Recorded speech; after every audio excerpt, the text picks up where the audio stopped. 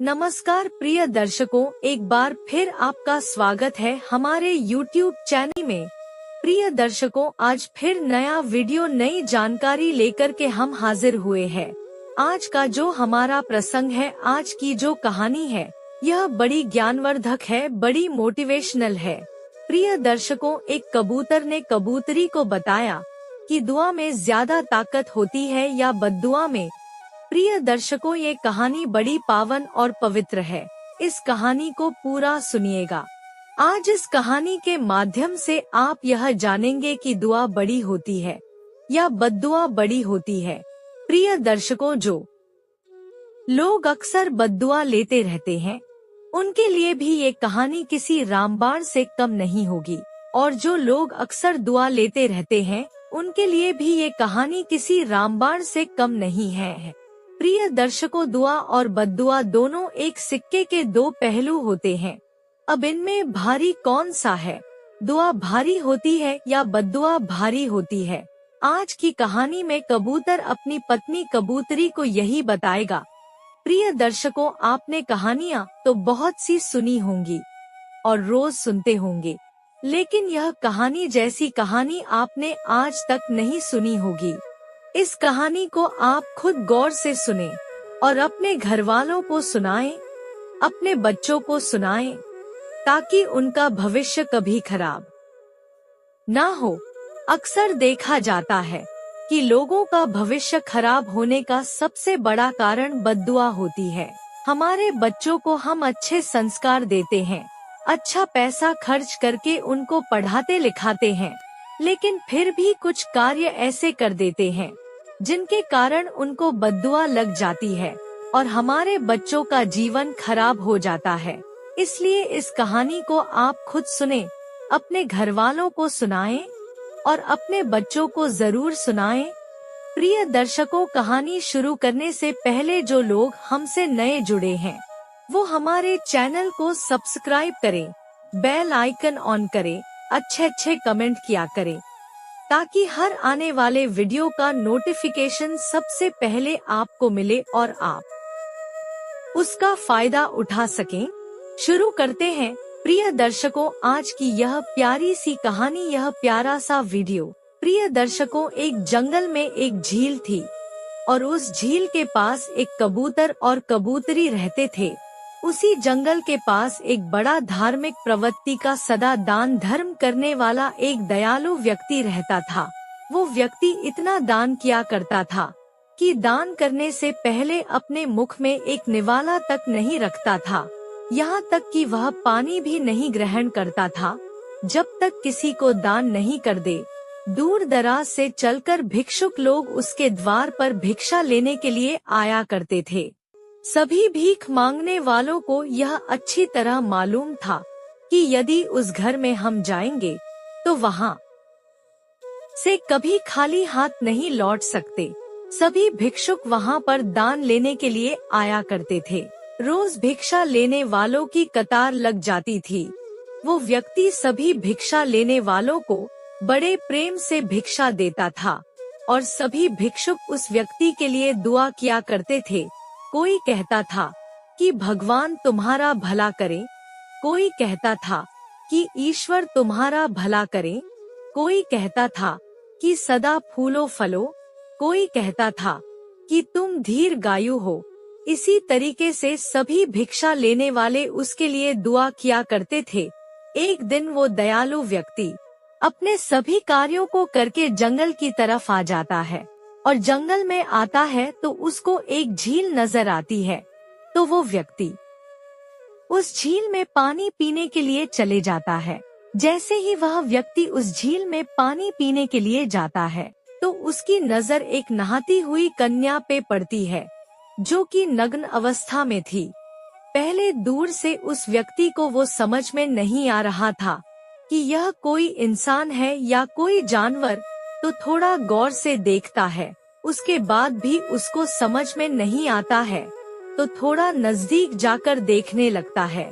तब वो देखता है कि एक सुंदर कन्या नग्न अवस्था में पानी में स्नान कर रही है। तब वो व्यक्ति थोड़ी देर उसको निहारता है, उसको देखता है उसके बाद वापस मुड़ के रवाना होने लग जाता है। तब वह पानी में नहाने वाली कन्या उस व्यक्ति को बद्दुआ देती है। वह कहती है कि तुमने मुझे नग्न अवस्था में देखा है, इसलिए मैं तुम्हें बद्दुआ देती हूँ। यह श्राप देती हूँ कि तुम भी नग्न अवस्था में हमेशा रहोगे, और जब भी तुम शारीरिक संबंध बनाओगे तो लोगों के बीच में बनाओगे। वो कहती है कि मैं श्राप देती हूँ कि तुम इसी वक्त कुत्ता बन जाओ। तो प्रिय दर्शकों, वो व्यक्ति कुत्ता बन जाता है। इस सारी घटना को कबूतर और कबूतरी अपनी खुली आंखों से देख रहे थे। वह देख रहे थे कि एक महिला ने एक व्यक्ति को श्राप दिया है और वह कुत्ता बन गया है। जब वो कुत्ता बनकर वहाँ से भौंकता हुआ आगे निकल जाता है। प्रिय दर्शकों, अब वो महिला अपने कपड़े पहनकर अपने घर को चली जाती है।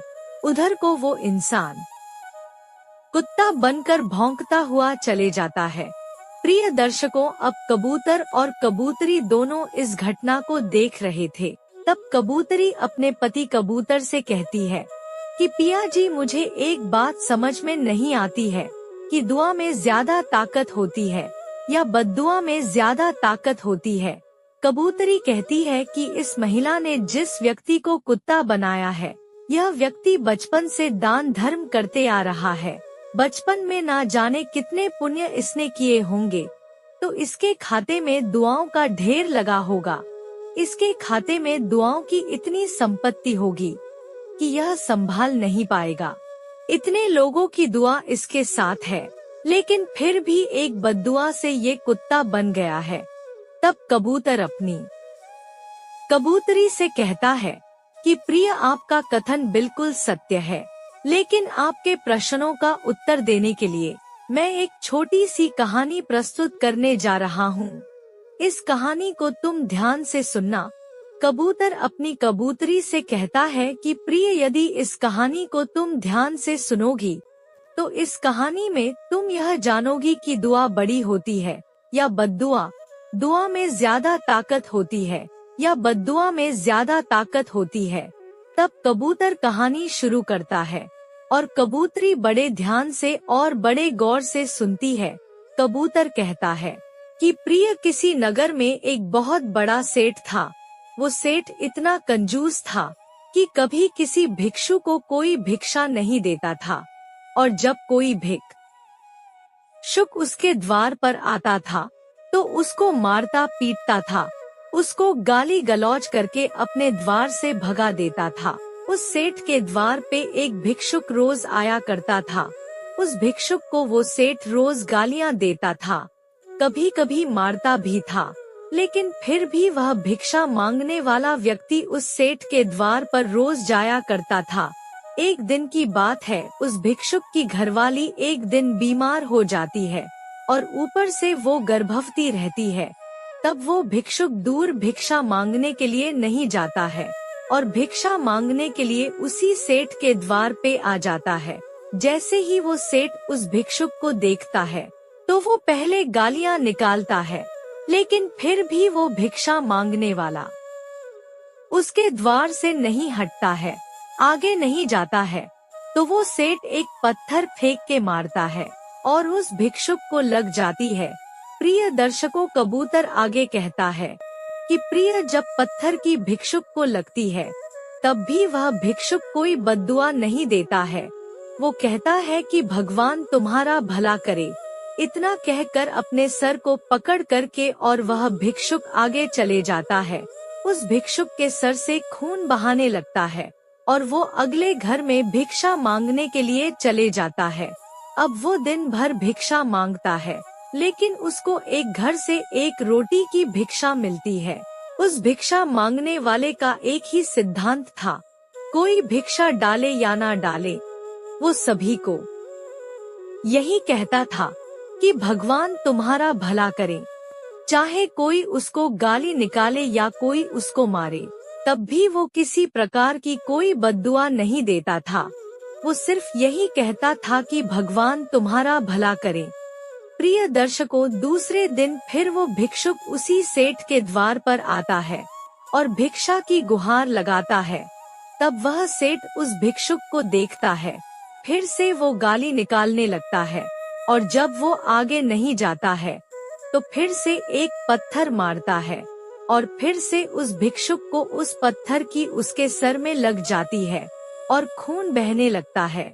तब भी वह भिक्षा मांगने वाला व्यक्ति यही कहता है कि भगवान तुम्हारा भला करे और वहाँ से आगे चले जाता है।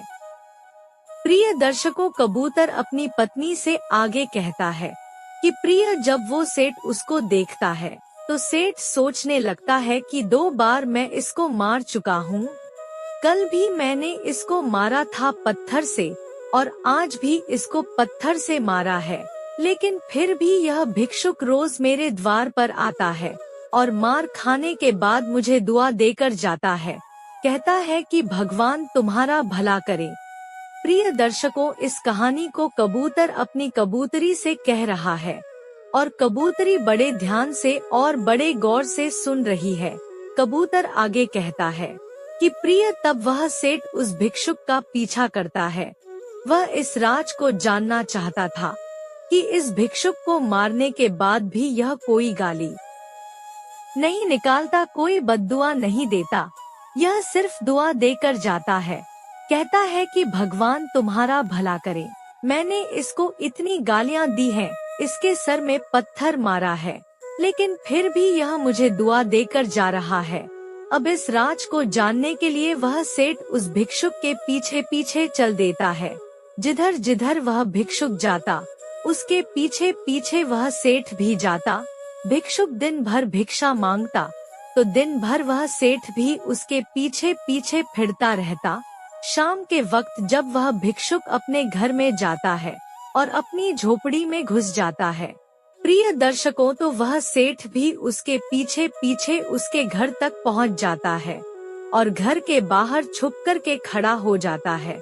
जब वो भिक्षुक अपनी झोपड़ी के अंदर जाता है और अपनी पत्नी को एक रोटी देता है, जब उसकी पत्नी उस रोटी को देखकर कहती है कि पिया जी, क्या आज एक ही रोटी मिली है? प्रिय दर्शकों, तब वो भिक्षुक अपनी पत्नी से कहता है कि प्रिय, हर कोई तो भिक्षा देता नहीं है।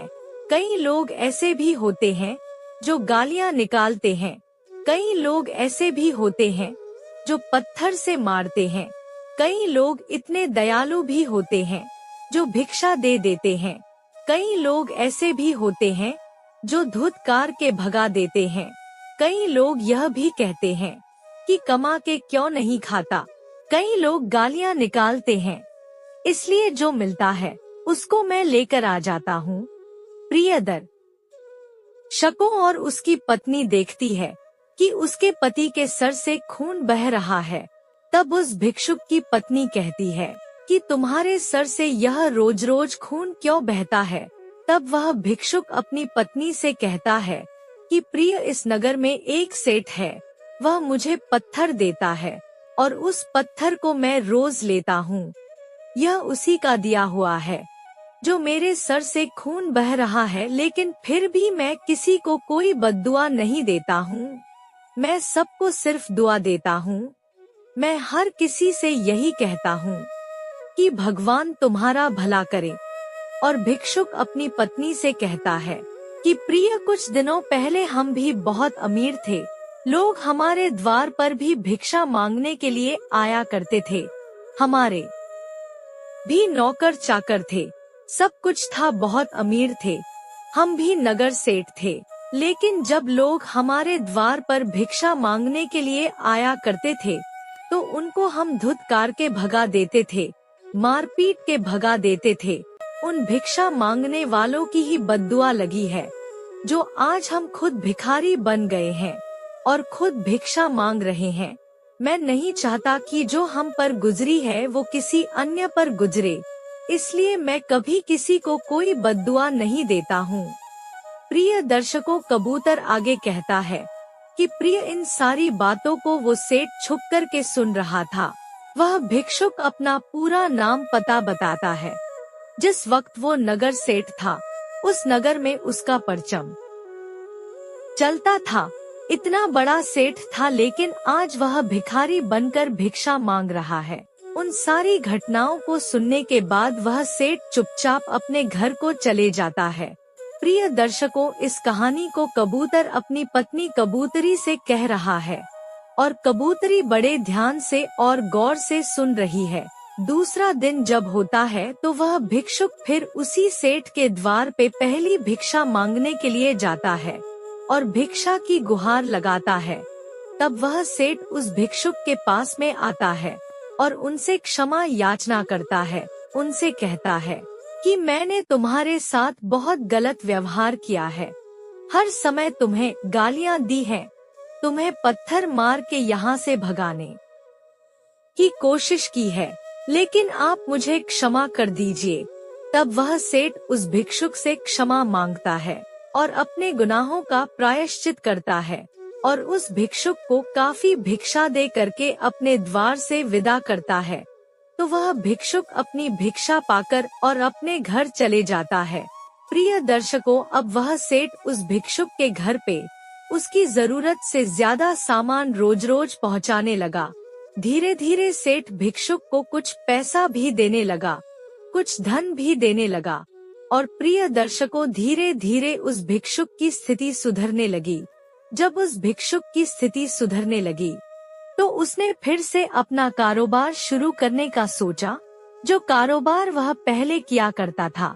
जिस वक्त वो नगर सेठ था, बहुत पैसे वाला था। प्रिय दर्शकों, उसने सोचा कि अब मेरी स्थिति बहुत सही हो चुकी है और अब मुझे भिक्षा नहीं मांगनी चाहिए। अब मुझे मेरा वही कारोबार शुरू करना चाहिए जो मैं पहले करता था। धीरे धीरे उसने अपने कारोबार को शुरू कर दिया और धीरे धीरे वह बहुत पैसे वाला बन गया। वह भिखारी से धीरे धीरे पैसे वाला बनता चला गया। इस कहानी को कबूतर अपनी पत्नी कबूतरी से कह रहा है और कबूतरी बड़े ध्यान से और बड़े गौर से सुन रही है। धीरे धीरे वह भिक्षुक बहुत बड़ा कारोबारी बन जाता है, बहुत बड़ा पैसे वाला बन जाता है। एक दिन उस भिक्षुक के घर जब वह पैसे वाला बन जाता है, अपना कारोबार शुरू कर देता है, तब उसके घर एक साधु आता है और वो साधु कहता है कि तुम्हारी एक गलती के कारण तुम राजा से भिखारी बन गए और तुम्हारे एक पुण्य के कारण तुम भिखारी से वापस राजा बन गए हो। प्रिय दर्शकों, तब वह भिखारी व्यक्ति कहता है कि महाराज, मैं समझा नहीं, आप क्या कह रहे हैं। तब वह साधु उस व्यक्ति से कहता है कि तुमने एक गलती की थी, किसी भिखारी को तुमने अपने द्वार से मारपीट कर भगा दिया था। उसी के श्राप से, उसी की बद्दुआ से तुम राजा से रंक बन गए और तुम्हारे जीवन में तुमने सिर्फ एक पुण्य किया था। अंतिम सांस लेते हुए व्यक्ति को तुमने एक समय पानी पिलाया था, तब उसने तुम्हें दुआ दी थी। उसकी अंतरात्मा से उसने तुमको यह दुआ दी थी कि तुम्हारी हर बद्दुआ के ऊपर मेरी दुआ काम करे, तुम सदा खुश रहो। तो उसकी एक दुआ के कारण तुम फिर से रंग से राजा बनने जा रहे हो और तुम फिर से रंग से राजा बन गए हो। तब वह साधु कहता है कि दुआ में भी उतनी ही ताकत होती है जितनी बद्दुआ में होती है, और बद्दुआ में भी उतनी ही ताकत होती है जितनी दुआ में होती है। दोनों एक तराजू के दो पल्ले होते हैं, कभी कौन सा भारी होता है तो कभी कौन सा भारी होता है, मगर है दोनों एक तराजू के दो पल्ले। भुगतान दोनों का करना पड़ता है। आप बद्दुआ लेते हैं तो भुगतान आपको उसका भी करना पड़ेगा, और यदि आप दुआ लेते हैं तो समय रहते दुआ भी आपके काम आती है। प्रिय दर्शकों, कबूतर अपनी पत्नी कबूतरी से कहता है कि प्रिय, अब आपको यह समझ में आ गया होगा कि दुआ बड़ी होती है या बद्दुआ बड़ी होती है। दोनों एक तराजू के दो पल्ले होते हैं। दुआ भी उतना ही काम करती है जितनी बद्दुआ करती है, और बद्दुआ भी उतना ही काम करती है जितनी दुआ करती है।